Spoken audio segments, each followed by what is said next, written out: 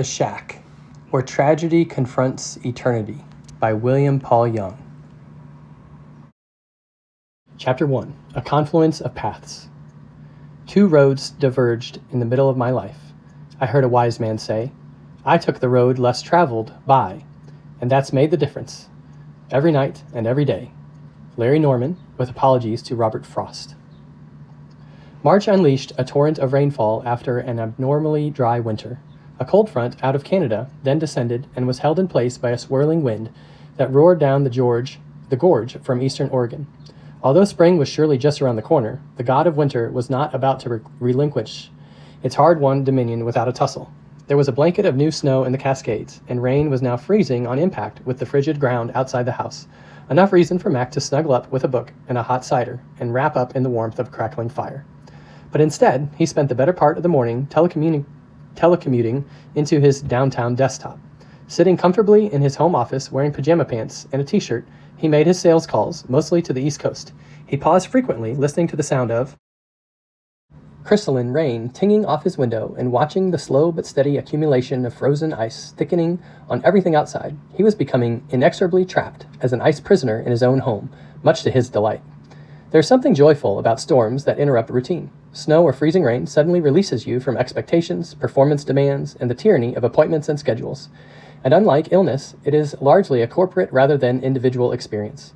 One can almost hear a unified sigh rise from the nearby city and surrounding countryside, where nature has intervened to give respite to the weary humans slogging it out within her purview.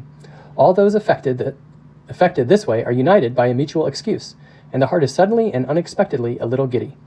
There will be no apologies needed for not showing up to some commitment or other. Everyone understands and shares in this singular justification, and the sudden alleviation of the pressure to produce makes the heart merry. Of course, it is also true that storms interrupt business, and, while a few companies make a bit extra, some companies lose money, meaning there are those who find no joy when everything shuts down temporarily. But they can't blame anyone for their loss of production, or for not being able to make it to the office. Even if it's hardly more than a day or two, somehow each person feels like the master of his or her own world, simply because those little droplets of water freeze as they hit the ground. Even commonplace activities become extraordinary. Routine choices become adventures and are often experienced with a sense of heightened clarity. Late in the afternoon, Mac bundled up and headed outdoors to struggle the 100 or so yards down the long driveway to the mailbox. The ice had magically turned this simple everyday task into a foray against the elements, the raising of his fists in opposition to the brute power of nature and, in an act of defiance, laughing in its face. The fact that no one would notice or care mattered little to him. Just the thought made him smile inside. The icy rain pellets stung his cheeks and hands as he carefully worked his way up and down the slight undulations of the driveway.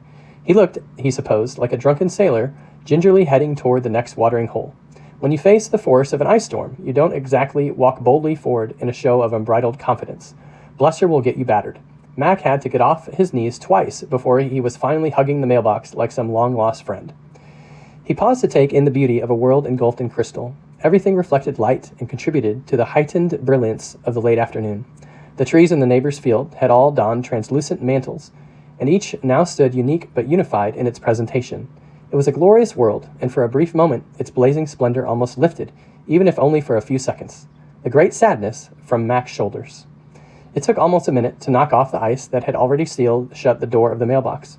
The reward for his efforts was a single envelope with only his first name typewritten on the outside. No stamp, no postmark, and no return address. Curious, he tore the end off the envelope, which was no easy task with fingers beginning to stiffen from the cold. Turning his back to the breath-snatching wind, he finally coaxed the single small rectangle of unfolded paper out of its nest. The typewritten message simply said, Mackenzie, it's been a while. I've missed you. I'll be back at the shack next weekend if you want to get together. Papa. Max stiffened as a wave of nausea rolled over him and then just as quickly mutated into anger. He purposely thought about the shack as little as possible, and even when he did, his thoughts were neither kind nor good. If this was someone's idea of a bad joke, he had truly outdone himself, and to sign it Papa just made it all the more horrifying.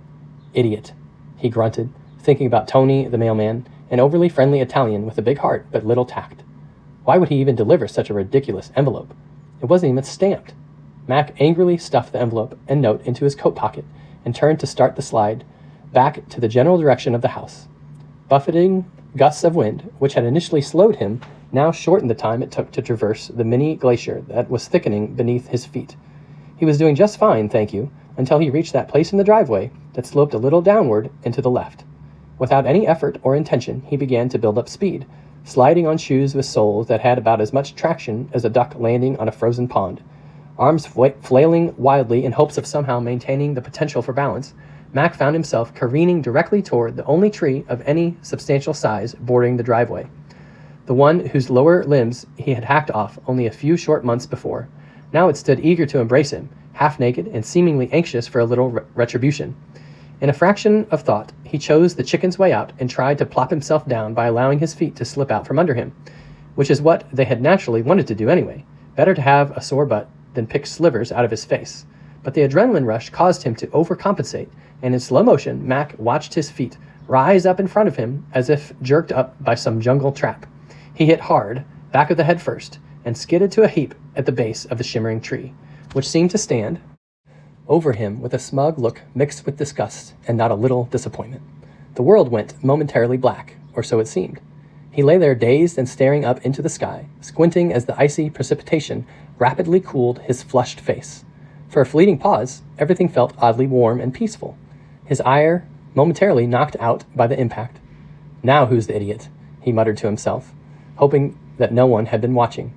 Cold was creeping quickly through his coat and sweater, and Mac knew the icy rain that was both melting and freezing beneath him would soon become a major discomfort.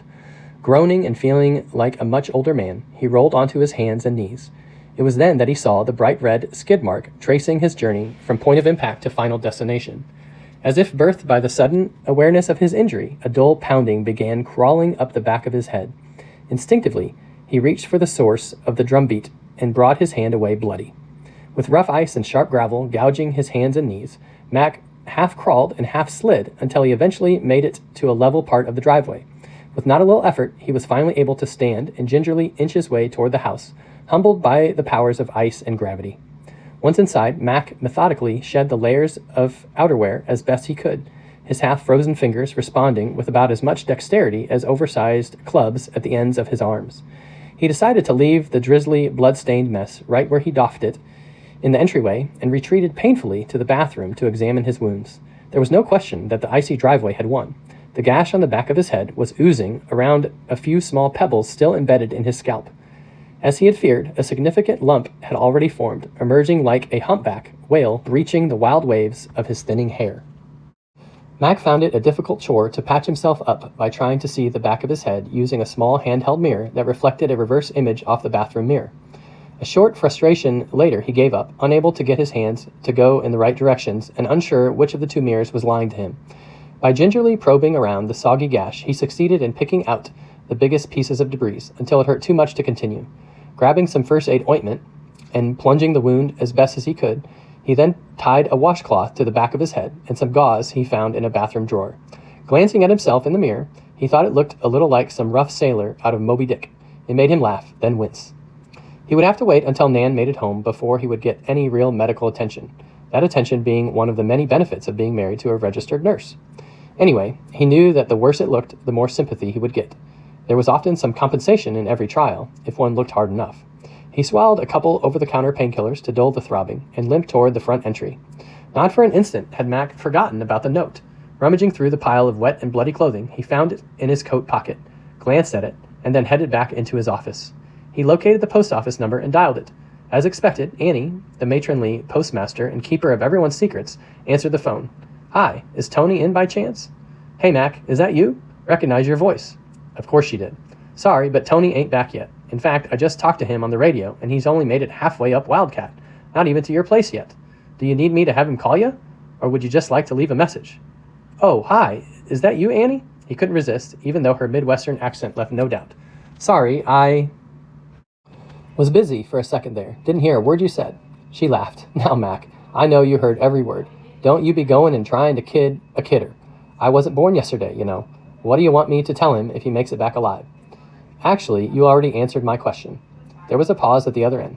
"Actually, I don't remember you asking a question. What's wrong with you, Mac? Still smoking too much dope? Or do you just do that on Sunday mornings to make it through the church service?" At this she started to laugh, as if caught off guard by the brilliance of her own sense of humor. Now, Annie, you know I don't smoke dope. Never did, and don't ever want to.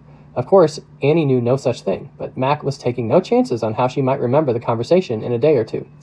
Wouldn't be the first time that her sense of humor morphed into a good story that soon became fact. He could see his name being added to the church prayer chain. It's okay. I'll just catch Tony some other time. No big deal. Okay, then just stay indoors where it's safe. Don't you know, an old guy like you could have lost his sense of balance over the years. Wouldn't want to see you slip and hurt your pride. Way things are shaping up, Tony might not make it up to your place at all. We can do snow, sleet, and darkness of night pretty well, but this frozen rain stuff, it's a challenge to be sure. Thanks, Annie. I'll try and remember your advice. Talk to you later. Bye now. His head was pounding more than ever, little trip hammers beating to the rhythm of his heart. That's odd, he thought. Who would dare put something like that in our mailbox? The painkillers had not yet fully kicked in, but were present enough to dull the edge of worry that he was starting to feel, and he was suddenly very tired. Laying his head down on the desk, he thought he had just dropped off to sleep when the phone startled him awake. Hello? Hi, love. You sound like you've been asleep. It was Nan, sounding unusually cheery, even though he felt he could hear the underlying sadness that lurked just beneath the surface of every conversation. She loved this kind of weather as much as he usually did. He switched on the desk lamp and glanced at the clock, surprised that he had been out for a couple of hours. Sorry, I guess I dozed off for a bit. Well, you sound a little groggy. Is everything all right? Yep. Even though it was almost dark outside, Matt could see that the storm had not let up. It had even deposited a couple more inches of ice. Tree branches were hanging low, and he knew some would eventually break from the weight, especially if the wind kicked up. I had a little tussle with the driveway when I got the mail, but other than that, everything is fine. Where are you? I'm still at Arlene's, and I think me and the kids will spend the night here. It's always good for Kate to be around the family. Seems to restore a little balance. Arlene was Nan's sister who lived across the river in Washington. Anyway, it's really too slick to go out. Hopefully it'll break up by morning. I wish I had made it home before it got so bad, but oh well. She paused.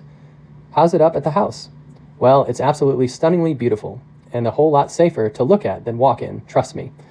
I for sure don't want you to try and get up here in this mess. Nothing's moving. I don't even think Tony was able to bring us the mail. I thought you already got the mail, she queried. Nope, I didn't actually get the mail. I thought Tony had already come, and I went out to get it. There. He hesitated, looking down at the note that lay on the desk where he had placed it. Wasn't any mail today. I called Annie, and she said Tony probably wouldn't be able to make it up the hill, and I'm not going out there again to see if he did. Anyway, he quickly changed the subject to avoid more questions. How is Kate doing over there? There was a pause and then a long sigh. When Nan spoke, her voice was hushed to a whisper, and he could tell she was covering her mouth on the other end. Mac, I wish I knew. She is just like talking to a rock, and no matter what I do, I can't get through. When we're around family, she seems to come out of her shell some, but then she disappears again. I just don't know what to do. I've been praying and praying that Papa would help us find a way to reach her, but, she paused again, it feels like he isn't listening. There it was. Papa was Nan's favorite name for God, and it expressed her delight in the intimate friendship she had with him. Honey, I'm sure God knows what he's doing. It will all work out. The words brought him no comfort, but he hoped they might ease the worry he could hear in her voice. I know, she sighed. I just wish he'd hurry up. Me too, was all Matt could think to say. Well, you and the kids stay put and stay safe, and tell Arlene and Jimmy hi, and thank them for me. Hopefully I will see you tomorrow. Okay, love. I should go and help the others. Everyone's busy looking for candles in case the power goes out. You should probably do the same. There's some above the sink in the basement, and there's leftover stuffed bread dough in the fridge that you can heat up.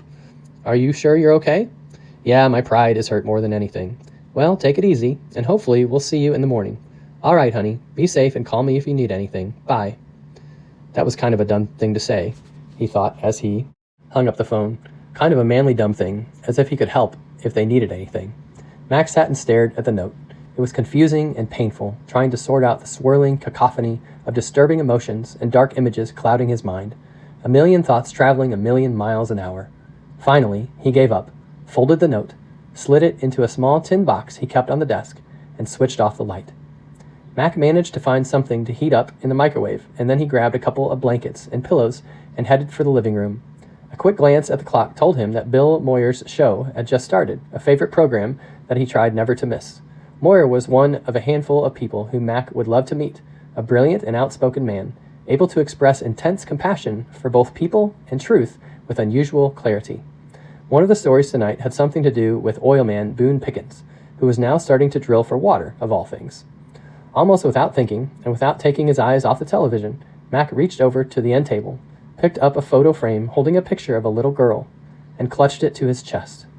With the other hand, he pulled the blankets up under his chin and hunkered deeper into the sofa. Soon the sounds of gentle snoring filled the air as the media tube turned its attention to a piece on a high school senior in Zimbabwe who had been beaten for speaking out against his government. But Mac had already left the room to wrestle with his dreams. Maybe tonight there would be no nightmares, only visions, perhaps, of ice and trees and gravity.